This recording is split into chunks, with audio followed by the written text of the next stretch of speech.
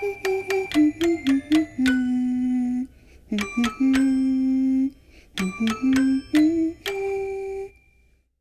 notion of cute girls doing cute things is an idea which Kyoto Animation have been living and breathing for quite some time now, and 2013's Tamako Market is no exception. The slice of life comedy genre is something Kyoto Animation are very familiar with, and more importantly, very successful in. So when the team behind K-On! Had finished working on the two series and film, they stayed together to work on an original piece, a first for KyoAni at the time.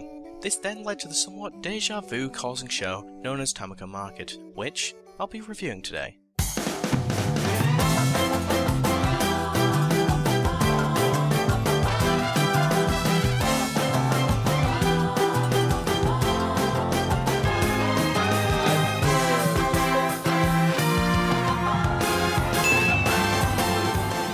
The story of Tamako Market is rather simple, but the show does have some sort of overarching story too. The base idea is rather self-explanatory. It's a girl named Tamako who lives in a market. Easy. But this plot, which is shoved down your face faster than Moogie stealing your strawberry, is unfortunately what the show focuses on, and that is of a talking bird called Dera Mochi Mazi, who travels in search of a bride for his prince. But once stumbling onto Tamako and her friends, he stays there. The majority of the series from there on out is just cute girls doing cute things. But then, with different comedic elements centered around Dara, but once the story does come back into play, it's pretty dull in my opinion. Some of the plot devices it focuses on is love, growing up, moving on, and throwing batons, as well as making mochi of course. The setting of Bunny Mountain is one of the highlights of Tamako Market. Rather than just being set in high school, seeing the town as the focus is rather refreshing. Its vibrant colour palette lets KyoAni shine, and the diversity between the characters there definitely makes it interesting to watch. So as such, the show is basically relying on its character interactions, developments, and cute stuff happening. Tamako is our lead character, who is the daughter of a mochi maker.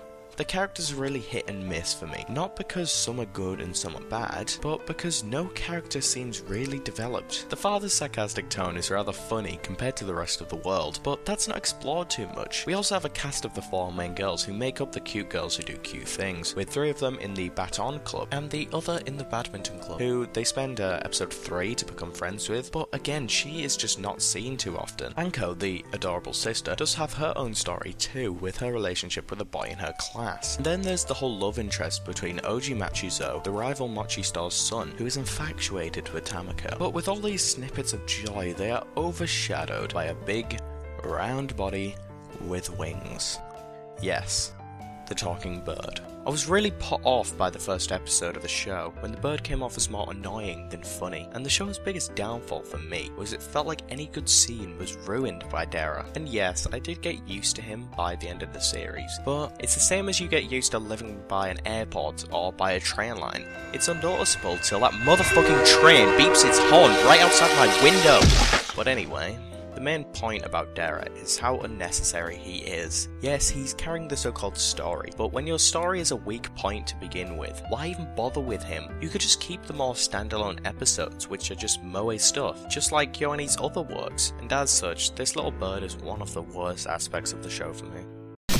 Now, it's good to know that Kyoto Animation are up to their usual standards and not reusing any animation at all, and all their character designs are completely new and original. But seriously, with it being KyoAni, it's of course up to their usual standard of beautiful backgrounds, really cute character designs, and fluid movement. Unfortunately, it isn't as spectacular as the concert scenes in K-On! Or the water and free or the visual effects in Kyokai no Kanata, but with no specific areas to show off their animation, it's just good and standard throughout, which for me is perfectly fine. The words catchy and upbeat are generally thrown around as empty adjectives, but when I think of the soundtrack of Tamako Market, these are the exact words that come to mind. The simple melodies in this simple setting just fits really well, and some of the more dramatic and romantic scenes are exemplified by the soundtrack again. The opening definitely really grew on me as I watched through the series, again because of its just catchy beat. The voice actors also consisted of some some rather unknowns, which is something I feel like KyoAni are trying to do a lot more, and it is rather hit or miss, to be honest. As we can see, some of the voice actors such as Midori, who was voiced by Yuki Kaneko, has only voiced in this role, and she's a main character. It's rather impressive, to be honest. Now, overall, Tamako Market might not be the best slice of life, and it's not really good comedy, but it still has its charm, this KyoAni charm, which exists throughout all of their works, formed from the cute characters, the ambient music, and the beautiful world building, and really makes you feel part of their world, which is something the show definitely deserves credit for.